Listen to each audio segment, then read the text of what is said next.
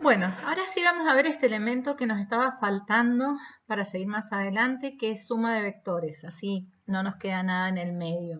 Y vamos a ver de qué se trata. Primero vamos a tratar de recordar algo que han visto en la secundaria, pero por las dudas nos hacemos un pequeño recordatorio. A ver de qué se trata. Todos han leído esta palabra tan rara que dice SOHCAHTOA. En realidad es So, y después una H, K, después una H, TOA. Esto significa que el seno de un ángulo, de un triángulo rectángulo, va a ser cateto opuesto sobre hipotenusa.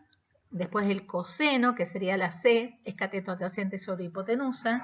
Y la tangente es cateto opuesto sobre cateto adyacente. A ver a qué nos estamos refiriendo. Aquí tendríamos las definiciones de lo que estoy diciendo. El seno de un ángulo, de un triángulo rectángulo, uno de los otros dos ángulos, no el recto precisamente, va a ser cateto opuesto sobre hipotenusa, el coseno cateto adyacente sobre hipotenusa y la tangente cateto opuesto sobre cateto adyacente. A ver, acá tenemos triángulos rectángulos. De cualquier forma, o sea, fíjense que están puestos de diferentes maneras, pero ¿por qué son rectángulos? Porque todos tienen un ángulo recto. Identificamos el ángulo recto en todos los ejemplos que tenemos acá. Entonces vamos a decir que el lado opuesto al ángulo recto va a ser la hipotenusa. ¿Se dan cuenta? Es el lado opuesto al ángulo recto. Después elegimos uno de los ángulos que tengan en estos triángulos. Por ejemplo, en el primero elegí ese ángulo blanco y el lado que está al lado, una es la hipotenusa y el otro lado va a ser el cateto adyacente. Y el que está enfrente le vamos a llamar cateto opuesto. En el segundo caso elegimos este otro ángulo marcado con blanco. Fíjense, el que está enfrente va a ser el opuesto y el que está al lado va a ser el adyacente. Y así lo pueden ir comprobando en cada uno de los triángulos. De esta manera no importa cuál sea la posición que toma el triángulo, sino que en cualquier triángulo yo identifico el ángulo recto, el opuesto es la hipotenusa, y de acuerdo al dato que tenga, el ángulo que tenga, verificaré cuál es el cateto opuesto, cuál es el adyacente, y de ahí puedo definir seno, coseno y tangente. Bueno, ahora sí empezamos con suma de vectores. Para sumar vectores, fíjense que vamos a empezar con un ejemplo muy particular, que es la resultante de un sistema de fuerzas concurrentes, todas salen del mismo punto, y de fuerzas de igual dirección. ¿Qué puede suceder? Puede suceder que tengan igual sentido, ¿ven? Salen del mismo punto, F1 y F2, no las puse juntas para que podamos entenderlo y no se me superpongan. Y la resultante va a ser la suma de F1 más F2, pero fíjense que tiene un vector arriba, porque es una suma vectorial. En este caso es muy sencillo porque se va a poner una fuerza a continuación de la otra y la resultante va del origen de la primera a la punta de la segunda. Cuando son fuerzas de distinto sentido, como este ejemplo, también ponemos una a continuación de la otra. Fíjense, la suma también va a ser una suma vectorial. Pongo F1 y desde la punta de F1 pongo F2. Uno el origen de F1 con la punta de F2 y esta va a ser la resultante. Fíjense que la resultante en los dos casos es la suma de los vectores F1 y F2, pero cuando tienen igual sentido se suman los módulos de los vectores y cuando tienen diferente sentido se restan los módulos de los vectores. Esto de restar en realidad es un caso particular de la suma, porque restar es sumar el opuesto. Por ejemplo, si yo digo 5 menos 2, es lo mismo que decir 5 más menos 2.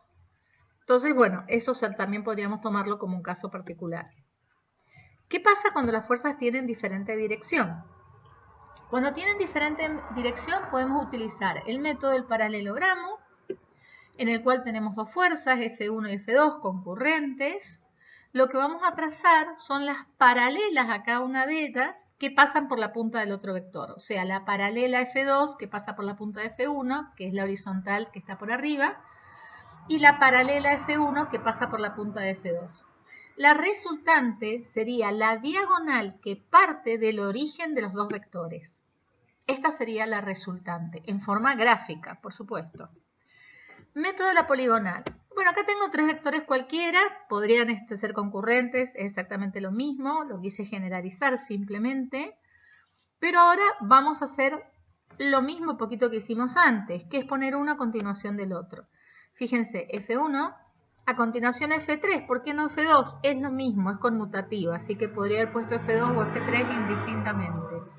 Después pongo F2 y yendo desde el origen de F1 hasta la punta de F2, obtengo la resultante. A esto se le llama método de la poligonal. Bueno, ya más o menos hemos visto este tema de fuerzas concurrentes, inclusive de distinta dirección, pero un método gráfico. Y lo que nosotros queremos es ver un método analítico. Entonces, para eso, tomamos una fuerza cualquiera y en este caso la descomponemos en dos direcciones. Y ustedes dirán, ¿cómo es esto de descomponer una fuerza en dos direcciones? Es como tener, por ejemplo, el número 5 y decir que el número 5 es lo mismo que 2 más 3. O que 1 más 4, o que 2,8 más 2,2. Eso sería descomponer el número 5. Tomar el par de números que sumado me va a dar 5. Yo tomando dos direcciones cualesquiera puedo encontrar el par de vectores que sumados me dan en este caso el vector f.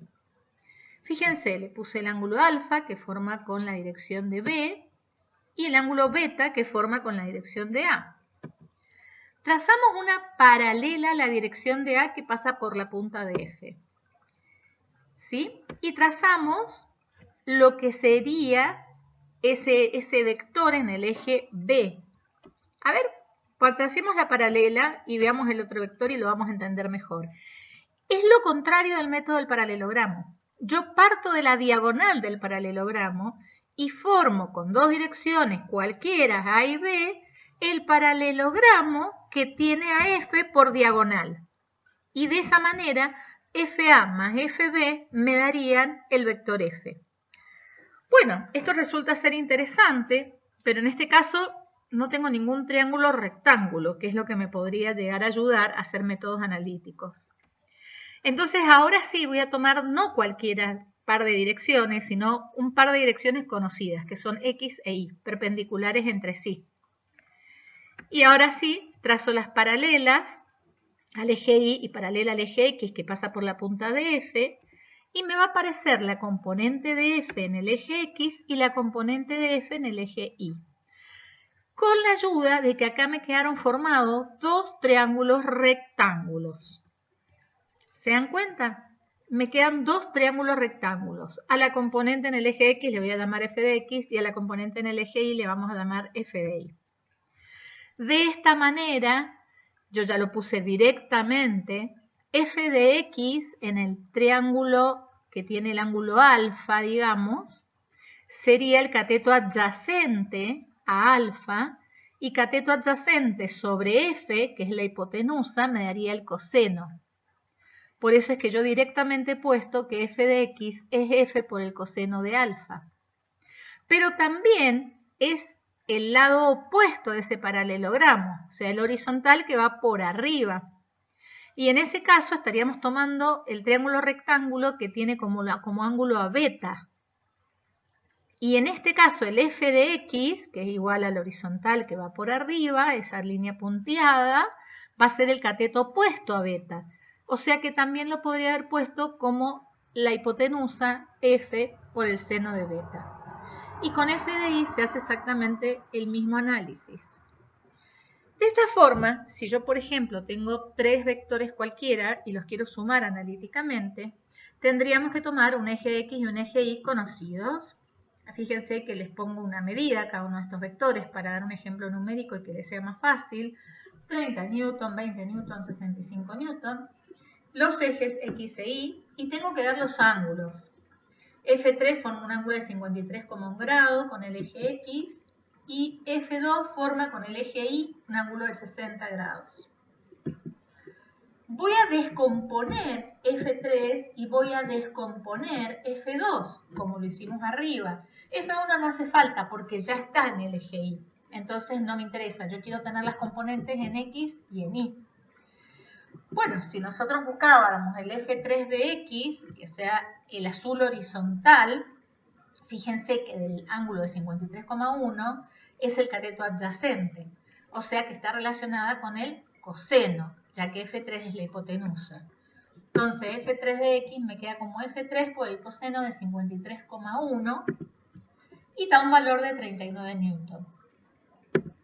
F3 de Y, que sería el cateto opuesto al de 53,1 grados, ven que es igual al que está sobre el eje Y, porque son paralelos y miden lo mismo, está relacionada con el seno, porque es el cateto opuesto.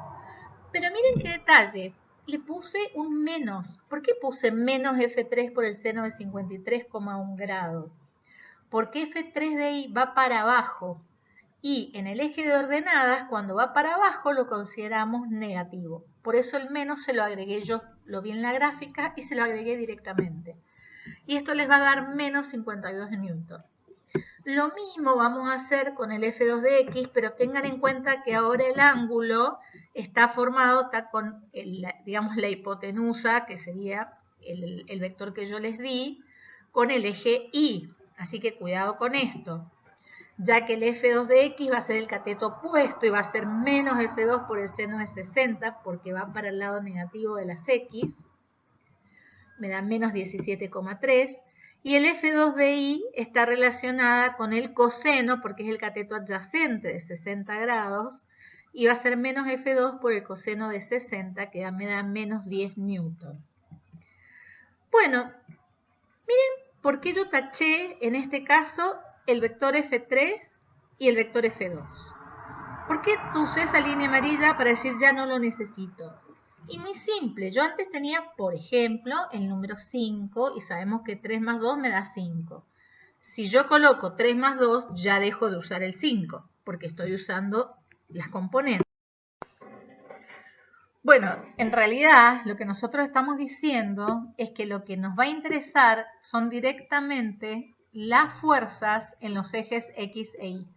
Entonces utilizamos las componentes de las fuerzas que descompusimos recién y solamente nos van a quedar estas fuerzas en los ejes X e Y. Y ahora sí, nosotros ya aprendimos cómo sumar las fuerzas que tienen igual dirección. Simplemente las que van para el mismo lado se suman, las que van para diferentes lados se restan. Por ejemplo, vamos a ver la R de X. La R de X tengo que sumar la azul y restarle la verde, o sea, sumar 39 newton y restarle 17,3 newton que están en el eje X.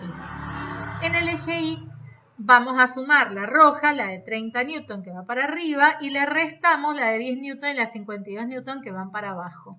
Y de esta manera obtengo la resultante en X y la resultante en Y. Ya todo se me simplificó. Todo ese sistema de 3 vectores que descompusimos en los ejes X e Y me quedaron simplemente ahora 2 vectores que me representan todo el sistema que tenía antes. Ahora puedo armar un paralelogramo que va a ser un rectángulo porque estamos con ángulos rectos y la hipotenusa va a ser la resultante. Y ahora es muy fácil sacar el módulo de la hipotenusa porque por el teorema de Pitágoras decimos que ese módulo es la raíz cuadrada de la suma de los cuadrados de los catetos, es decir, r de x cuadrado más r de y al cuadrado. Acá el signo menos no me interesa porque va al cuadrado, el de menos 32 newton. Y lo que obtuve es el módulo de la fuerza R. Lo que me faltaría es determinar el cuadrante donde se encuentra, que es el cuarto, y el ángulo que forma para tener totalmente determinada la dirección. Para eso yo conozco el R de X y el R de Y, que fíjense que es el mismo que el paralelo dentro de ese paralelogramo. Entonces directamente, o sea que el opuesto al ángulo θ, a eso me refiero. Entonces directamente podemos decir que θ es el arco cuya tangente es menos 32 newton dividido 21,7 newton y me da un ángulo de menos 55 grados 51 minutos 36 segundos. Es negativo porque está en el cuarto cuadrado.